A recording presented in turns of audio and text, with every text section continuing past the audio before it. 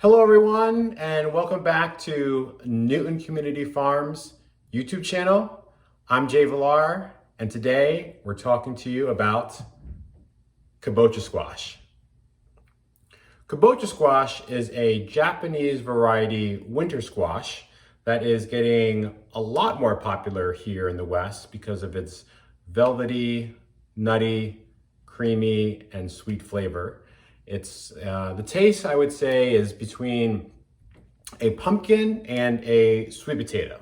So if you like those flavors, then you're gonna have to try the kabocha squash in one of your next recipes. So to find a kabocha squash, you can find it in many markets nowadays. I was actually out shopping this past week and just seeing if it was available. And at my local grocery store, I found it. At the farm, we actually don't grow the kabocha squash, but we do make it available in our CSA as well as our farm stand, and when we have our Healthy Harvest bag, simply because we do have partnerships with other local farms where we're able to get other varieties that local farms are growing, such as the Japanese variety of the kabocha squash. So many people wonder kind of how to start cooking your kabocha squash, and it's quite simple. So there's many ways that you can think about, your squashes just in general. Specifically with your kabocha squash, the skin itself is edible. So unlike a butternut squash or a delicata squash, you could actually roast you can actually roast your kabocha squash and eat the skin if you so choose. Another thing to know about the kabocha squash, because the skin is a little door knocky hard here, one of the pro tips that you can do is you can soften the skin before you actually start cutting it. So you can either pop in the microwave for anywhere between 2 to 4 minutes to get that skin nice and soft, or you could pop it into the oven at 350 for 15 to 20 minutes and get that skin nice and soft as well. So before I started making this video, I actually loosened the skin with the kabocha squash in the oven. So when I demonstrate how to cut it, it's gonna be a little bit softer. But before you start cutting it, you want to make sure that you have the right variety of kabocha squash. And how you know you bought the right variety is that it's firm. The big thing that you're looking for is that there's no soft spots in the skin itself. You could store these kabocha squash on your counter for up to a month, maybe 2 months. If you're lucky, maybe 3 months, depending on how hardy this variety is. I've had my kabocha squash on my counter for about 2 months, and it's still going good. Well, we're gonna try it out anyway. So without further ado, let's talk about what we're gonna be doing with our kabocha squash. So today I'm gonna be working with 2 recipes. One is a puree, which you could start to think about adding your kabocha squash to other meals, and a roasted kabocha squash. That's a very simple recipe that I found that I thought I wanted to try out with you. So it's a kabocha squash roasted in the oven with maple syrup and ginger, salt, and a little bit of thyme. Not the thyme, but actually thyme. So without further ado, let's talk about cutting this bad boy. So let me flip the camera down just a little bit so you can see what I'm working with here. So this is the kabocha squash that I had in the oven for about 15 minutes. And what I'm going to do is I'm going to cut the kabocha squash vertically in half, and I'm gonna find one of the seams and just get a knife, a nice heavy knife, and cut the kabocha squash kind of along one of those seams here. So I'm just so yeah, for sure, it's a lot a lot more simpler. Got it. And voila. So inside you can see that the Kabocha squash is this nice, dark, mustardy yellow, orange flavor to it, or orange color to it. And this is what you're going to be looking for to make sure that it's nice and looks nice and healthy in there. Now these seeds that are in and around the Kabocha squash, they're all edible. So if you wanted to make your Kabocha squash seeds later, then that's obviously an opportunity to keep on using all of the goods that are in this particular Kabocha squash. So what I'm going to do here is I'm going to take my 2 halves and I'm going to roast one just as the half it is, and then I'm going to take the other one and cut it in purposes for our recipe. So I'm just going to toss my seeds kind of in the sink here. I'm not going to make the seeds today because I'm working on this recipe with you. So I'm just going to toss it in there. Now, when you work with Kabocha squash, again, you can use the skin as your additional flavor, but if you don't like the taste, then you can simply either peel it out or cut it out. Right now, for sake of our purposes here, I'm going to leave the skin on for the recipe and kind of give us the option of using it either in the dish or simply tossing it. And I'll kind of show you at the end what that looks like. So to cut the Kabocha squash, I'm going to just continue finding where our natural seams are and just use my knife to then just kind of follow along there and make my little wedges. And again, like I did this recipe on my own like a month or 2 ago, and I didn't put it in the oven, and it was quite tough. But you know, putting in that oven, that trick really kind of worked out.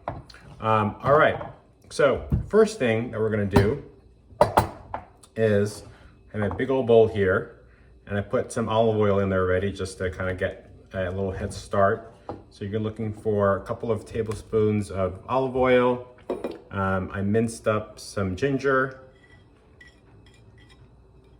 Put that in there. The recipe calls for 3 tablespoons of maple syrup, but I'm just gonna add 1 because the recipe also calls for 3 pounds. I'm not using that much Kabocha, and I'm gonna just sprinkle it with salt here. Great. Now, one of the things that I like to do specifically with my cooking is I like to make sure that, you know, I'm giving the vegetable or the fruit or, you know, the main sort of taste of the dish an opportunity to really go and give it sort of flavor. With this ginger and maple syrup, it's really gonna heighten things just the way that I like it, to kind of give everyone sort of a chance. So it's gonna be a little bit of that, you know, sweetness, a little bit of that earthy taste, and then that additional salt flavor. So that's great. So I got everything here. And now, all I wanna do is line it up with my pan and my parchment paper.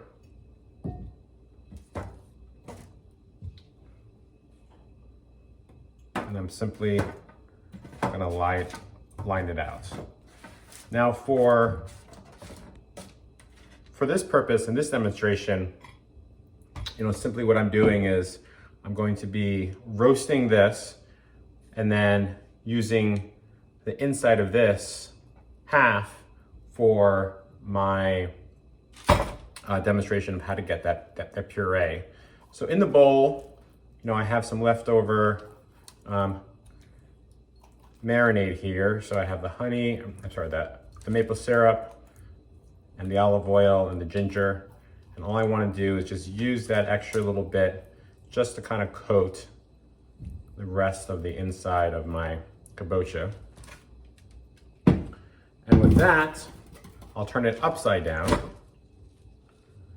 I'm going to be putting this into the oven at 450 degrees for 15 to 20 minutes. And once I pull it out, I'll show you what I'm going to be looking for to see that if it's ready. So I'm going to go in the oven now, and I will be right back.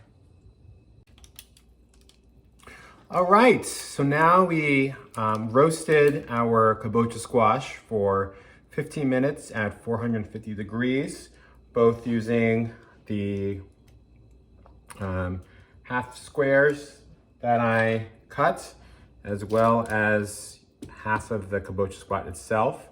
So what I'm looking for now is this very delicious looking orange color when I flip it over the parchment paper. And that is pretty great. And I'm just gonna have a quick taste just to see how it is.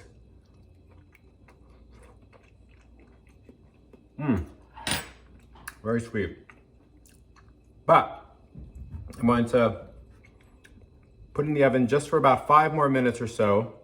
And I want to get this big guy a little bit more softer. And we'll show you what that looks like in just 1 minute.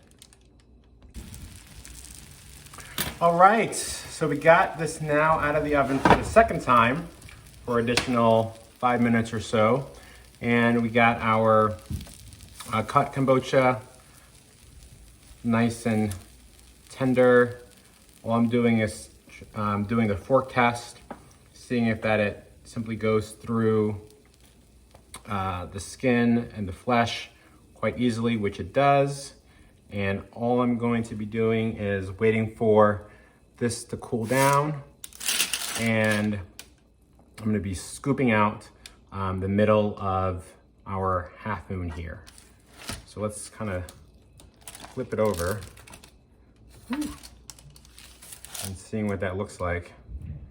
Oh yeah, that's gonna be great. So all I want to do is simply take a spoon. I'll be scooping this out and putting it into a little bowl. And for anyone that's familiar with just using vegetable purees, you can turn this into baby food. You could add this into your stocks. You could make soups out of this. You can make a nice curry out of it. Or you can simply just add a little bit of salt and pepper or cinnamon, or just even eat it straight.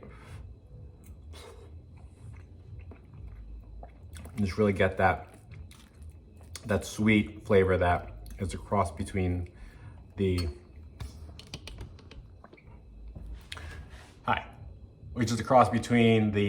sweet potato and the pumpkin. So this is our kabocha squash right here. As I mentioned, that skin part is quite edible, so you can simply just take a little bite out of it.